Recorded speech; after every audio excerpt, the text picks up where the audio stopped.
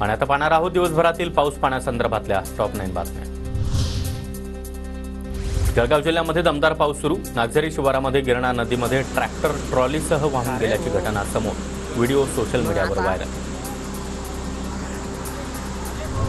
रायगडसह पुणे सातारा जिल्ह्याच्या घाट परिसरामध्ये अतिमुसळधार पावसाचा अंदाज। किनारपट्टीवर पुढील 2 दिवस पावसाचा जोर कायम राहण्याची शक्यता। तर मुंबईमध्ये आज मुसळधार पावसाचा इशारा। निफाडमधील नांदूर मध्यमेश्वर धरणामधून 69,367 क्युसेकनं विसर्ग। प्रशासनाकडून गोदावरी नदीकाठच्या गावांना सतर्कतेचा इशारा। नांदूर मध्यमेश्वर धरणामधील विसर्गामुळे जायकवाडीच्या पाणी पातळीत वाढ।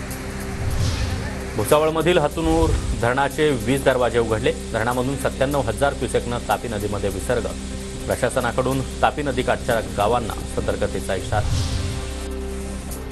जालन्याच्या भोकरदनमधील पद्मावती धरण ओव्हरफ्लो। दमदार पावसामुळे धरणं तुडुंब भरली। अनेक गावांचा पाण्याचा प्रश्न मार्गी लागल्यानं शेतकरी आणि ग्रामस्थांकडून आनंद व्यक्त। कोल्हापुरात सुरू असलेल्या पावसामुळे नद्यांच्या पाणी पातळीमध्ये वाढ। पंचगंगा नदीची पाणी पातळी 27 फूट 2 इंचांवर। कसबा बावडा इथल्या राजाराम बंधाऱ्यामध्ये 12 बंधारे पाण्याखाली।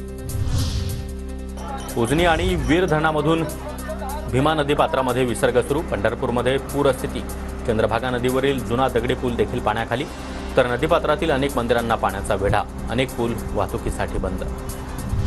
धुळ्याच्या साखरेमध्ये 3 दिवसांपासून मुसळधार पाऊस। पांझरा नदीला मोठा पूर। अक्कलपाटा धरणामधून टप्प्याटप्प्यानं पाण्याचा विसर्ग सुरू।